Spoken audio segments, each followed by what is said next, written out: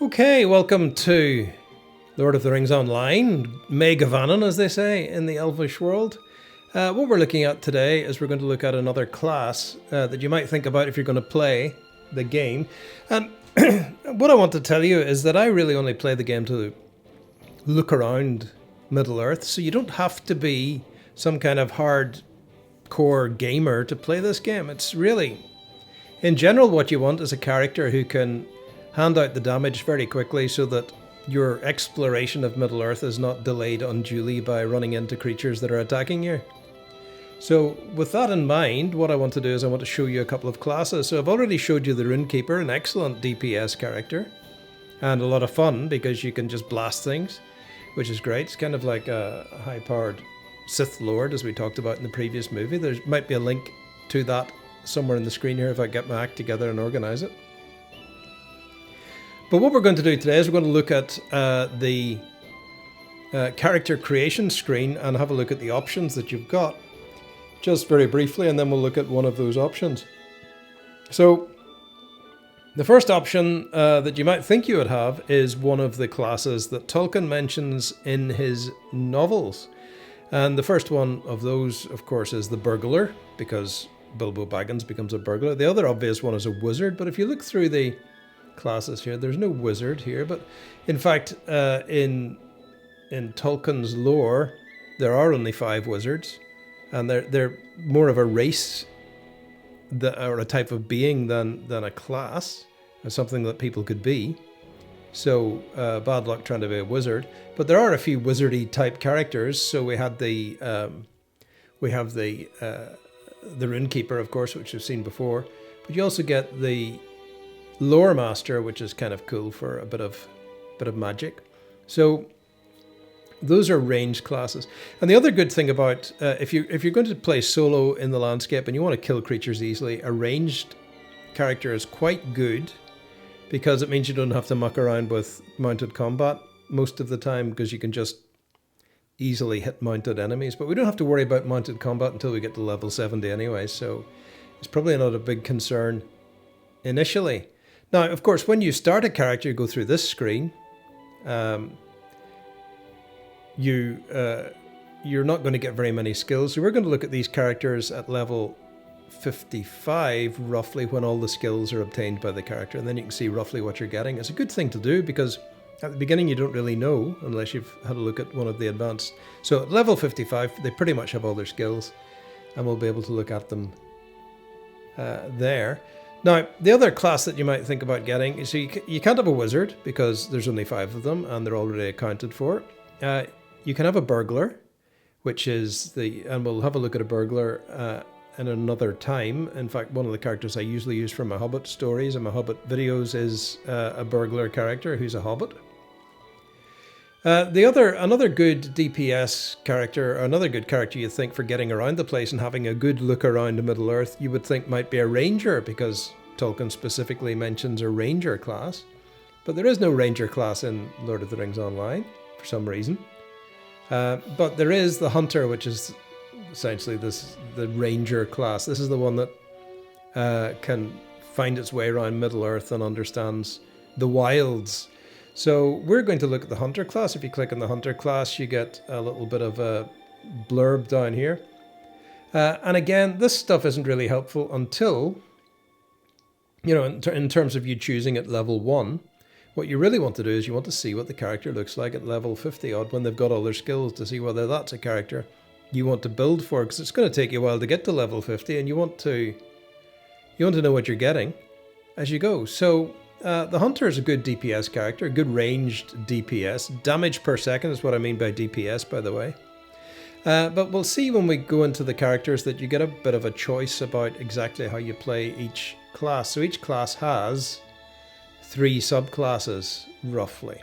Another good DPS character is a Brawler, but very, very little ranged action, but the Brawler can clean up enemies very quickly. The Burglar cleans up enemies very quickly by sneaking up on them and stabbing them in the back, so that's quite good for getting around. And also the Burglar has essentially his own magic ring. You can put on your ring and you can be not detected by the enemy, so you can just saunter right past them, which is very handy. for getting around. Because remember, what we want to do probably is we're not really interested in playing the game as such. We're just interested in looking around Tolkien's Middle-earth. So you want something that'll clean up those enemies quickly. High DPS, high damage per second. Loremaster's pretty good. And ranged. The Runekeeper's pretty good and ranged. The Brawler's very good but not ranged. And the Burglar's pretty good because it can just avoid enemies. So otherwise, Captain is really for group play. Champion, Guardian, these are what they call the tank characters. They tend to take a lot of damage but deal out very, well, a lot less. So that's really for group combat, for group content. So if you really do like the game, you can sign up for a VIP account or buy another couple of characters and start some group action with champions and guardians. Another group character is the Minstrel, who will do a lot of healing. Loremaster can do a fair bit of healing too. Mariner you have to buy, I haven't bought it yet. And the Warden's a pretty advanced character, can do quite a lot of cleaning up of high DPS and that kind of stuff. But to be perfectly honest, I find the Warden just too much hassle to play. It's just too much like hard work. I mean, why use the Warden for cleaning up somebody when you can clean him up straight away with a Hunter? So Hunter, very simple to use, nice easy class. You just point yourself at an enemy and shoot. And at level 55, they get a machine gun. I'm going to show you.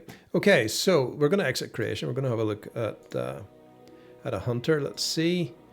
Let's go for a level 55 Hunter. Enter Middle-earth. And we're going to see what this Hunter can do. Just waiting for it to load up is what we're doing. Da-da-da-da-da-dum-dum-dum-dum. The servers are quite busy, and this is, at the moment, I'm in an American server, though, so it shouldn't be too busy at this time of the evening. But it is, yeah, Friday afternoon in America, so I guess we'll just ignore that quest. Decline, thank you. So here's our Hunter, right? We go into first person, we have a look around.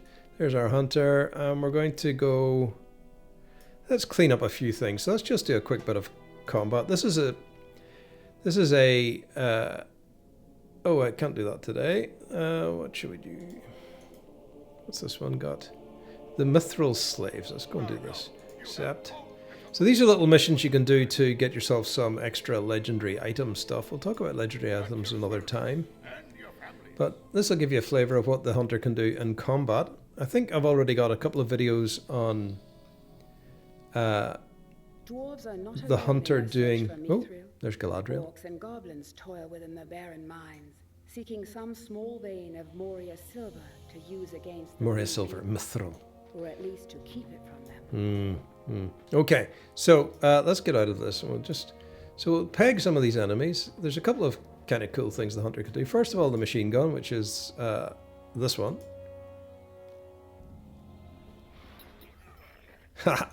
And then you've got a kind of a oh, we have to get ourselves lined up for this, but you can just shoot arrows in the air and oh, we've leveled up. There you go. So we're now at 56. But anyway, we have to, in this little mission, we have to kill these guys. And we haven't got the barrage there, so we'll just nip over here. Take these enemies out one by one. Here we go.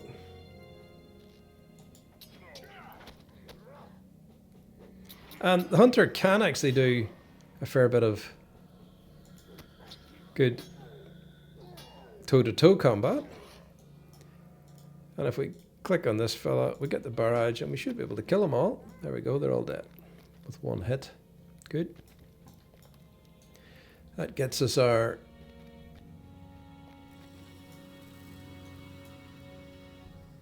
And we can do a concentration thing, can we, to get our... They've just changed all the skills in the Hunter slightly. And stances are a thing that the Hunter can use. Where are my stances? Ah, here we go. Focus. Focus we can do here. Let's see. There we go. Then we'll bung on these fellas and we'll hit them with a barrage. You'll see how this works. Nice and easy. Okay, so they're all gone. And then we'll just give this guy some harassment.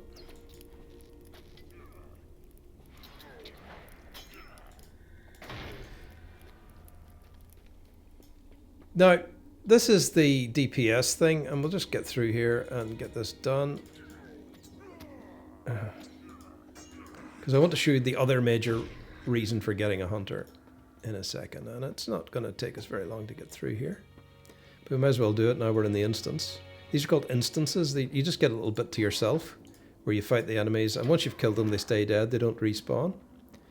Let's do here. We'll do our little concentration thing. We'll hit them with a barrage. Dink. Boom. They're all dead. We can do it the other way, you know, old-fashioned way.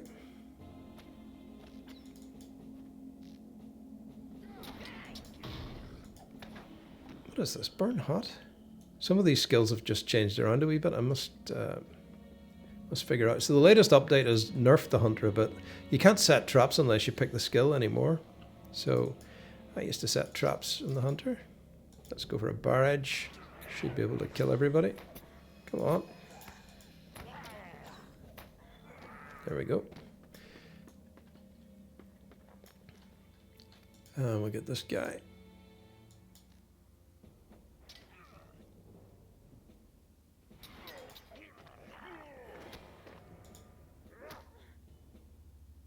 I'm not doing this very well. I'm actually a bit out of practice with my hunter, actually, I have to say. Let's get up here and do a bit of barraging. That kills everybody. Haha! Excellent. And then we just get the boss to kill. This is...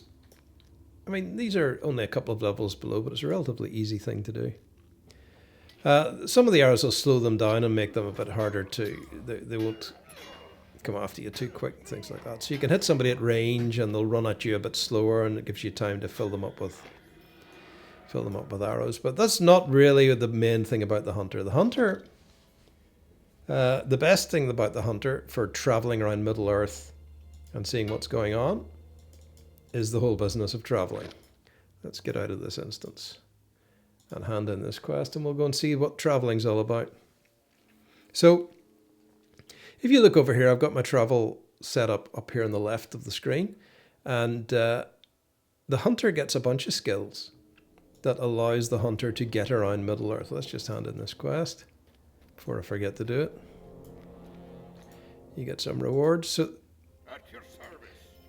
So that reward gets you a few legendary item things, but you don't need to worry about those when you're starting off the game. Now, why do you want the hunter if you want to come to Middle Earth to just travel around in Tolkien's Middle Earth? And here's the answer. Here we are in Moria. But let's go to Rivendell. Now, what the hunter can do is the hunter gets all these skills for just teleporting from one part of the world to the other. And it's a great way to just travel around Middle Earth and see different places, right? Here's Rivendell. And we're at the bridge of Rivendell, and there's the last homely house up there, and there's the river. And so, right, that's cool. So we saw that. Let's go to Esselden. So Estelden, or Esselden, depends how you pronounce it. We can zoom off there, and we can see what's happening with the rangers. Strangely enough, there are rangers in the game, but you can't be one. Here they are. They live in Esselden. And the Rangers of the North and these guys. So you can't be a Dunedain in terms of race, and you can't be a ranger, because rangers are specifically Dunedain, I think, in Tolkien's lore, which is why you can't be a ranger. But the hunter is the next best thing. And here we have rangers. Here's a ranger dude.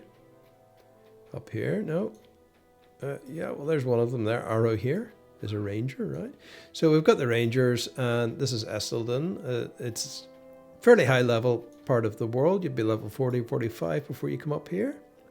But let's go and see somewhere else. Ostgaruth. Let's go to the Lone Lands. So the great thing about the hunter, as I say, is getting around Middle Earth. If you want to just go and travel around a different bit of Middle Earth, get yourself a hunter. Here's Ostgaruth. We're in the Lone Lands. And we can, of course, and there's the other easy way to get around Middle Earth if you aren't a hunter and you can't teleport quite so easily. There are a few teleports available to everybody. You can return to Bree. If you're a human, you can return to Hobbiton. If you're a hobbit, you can return to Thorin's Hall if you're a dwarf. But you can also use the stables. Now, the stables are quite handy because you get, what we got is swift travel.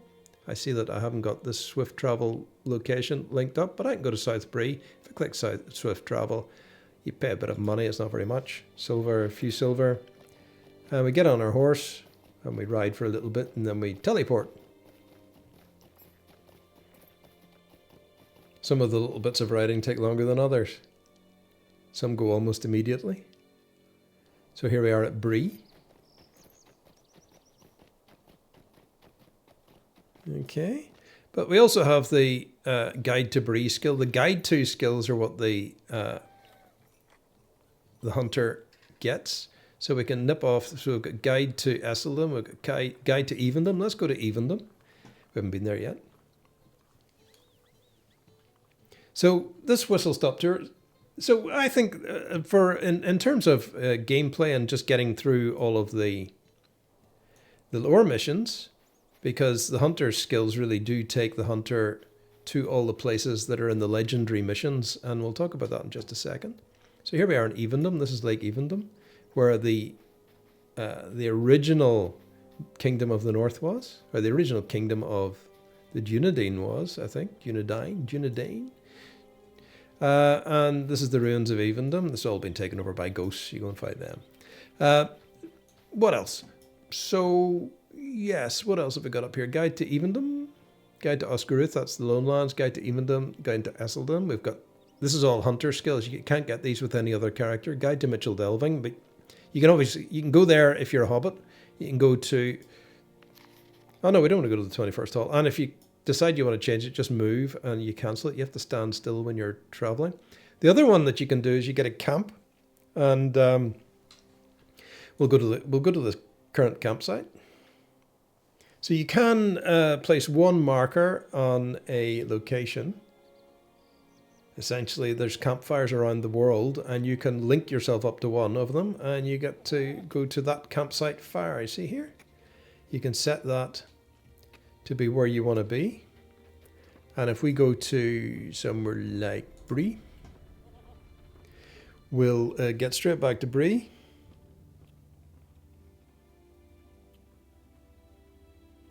Now, if you are interested in just wandering around Middle-earth, the other thing you might be interested in is Tolkien's lore in general. And one of the best things to do when you're a beginning character is just follow the legendary missions. Generally, they're enough to keep you going and get you leveled for pretty much all the way up to level 50 or 60. There are a few little caveats to that, but it's called the epic story, right? So if I show my completed missions here, so you're the epic, volume 1, book 1. This all starts at level 15. So your very first mission is level 15. And you just work your way through all these stories, and it takes you through the world. And the whole thing is set alongside the company setting off to find the ring. Sorry, not to find the ring, to dispose of the ring. And there are various parts of that story that meld in with the book Lord of the Rings as you go.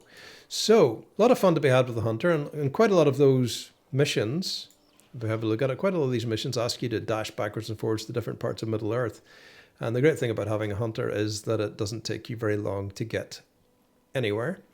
And you can also go a bit quicker. If you put that on, you can run faster. Right? It's called Find the Path. What else can the hunter do?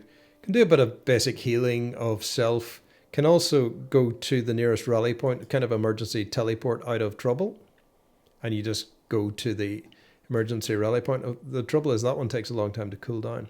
The other thing that you want to do probably is get a few travel skill buffs from the shop, from the LOTRO store. So one of the things you might want to spend money on, if we look at the LOTRO store, is travel skills. Because you can get, if you are running a different kind of character than the hunter, you can get yourself some milestone skills. This is the milestone here. We're just waiting for the store to load up. It's taking a while. Come on, come on. Now, in order to spend money in the store, of course, you have to spend real money and give real money to the game. But you can play the game for a while first and then decide. If you decide to VIP every month, you get, I think, 500 LOTRO gold every time. You also get a bit of LOTRO points. You get a little bit of LOTRO points for completing missions and things like that. So you can build them up over time. But I would say that the thing you want to be looking out for is, well, if you're just doing it for free and you're not going to pay, you don't want to pay any money for this and just look around Middle Earth, you probably want to save up your money for the content. And then, let's see, character. And then you get travel skills, maps and skills. And you can cut down the amount of time. Expedient Traveler cuts down the amount of time to travel to, return to, travel to, and milestone skills. This is, there's a milestone skill there. Cuts it down, and there's another way to cut it down. So essentially, you can get to the point where you're cooling off only 5 minutes before you can use it again. You get the Hurried Traveler milestone skills. So you get a 5-minute cooldown if you buy those two. So they're worth getting if you can save up the gold for them. You can get new milestone skills. So you can add milestones to your list of things. And I don't know if those are on sale or not. Let's have a look. That's probably the full price at the moment. You can look out for sales where these things come down to maybe it'd be 300 to buy instead of 495. So there you go. That's the main thing about the Hunter. Decent DPS for getting around the world and killing things. Where are we now? Oh, we're in Bree. Right. Let's go somewhere we have to kill something. Back to the 21st hall. So this is our milestone skill. We're going to arrive back at the 21st hall milestone. I'll show you where the milestone is. Here we go. And this will be the 21st hole. There should be plenty of people around here. Let's see how busy the server is. Not seeing a lot of players. It is America. It's the afternoon, Friday afternoon in America. There's a player. Okay, here's our milestone. These are dotted around Middle Earth. The other thing I was talking to you about was the campsite. So if we look at this, see if I can see a campsite. There's no campsite on this map, but you can see there's various campsites around Moria and in various other places. So if we go to Vales of Anduin, there's a campsite here, and you can use that campsite skill to get back to a campsite relatively easily. All right, so there you are. So there you are. I hope I didn't. I think I might have blown out the microphone there with a cough. Sorry about that. I'll try and edit it out. I can't be bothered editing these. I'll just throw them straight up. So there you go. 20 minutes worth of Hunter and why you should play the Hunter. Easy to kill enemies and doesn't require any particular skill, and really, really, really easy to get around Middle Earth if what you're interested in is just going and seeing the world. And as I said, I'll repeat it again, you do not have to be some kind of hardcore gamer to enjoy this game. It's completely free. Just download it, roll up a Hunter or a Rune Keeper, and just go out and follow the epic story and you'll be fine. What is it, the epic quest? Epic quest, epic quest. Follow the epic quest and you'll have a great time, and you'll get around to see quite a lot of Middle Earth, and it's beautifully done. If you've seen my travel logs of the characters from Lord of the Rings and The Hobbit, you can find those on my site somewhere else, the other videos somewhere else, and it's a great world to explore. So there you go. If you enjoyed Lord of the Rings, enjoy a bit of the Middle Earth. That's all I could say. Hope you enjoyed the video, and I'll see you in the next one.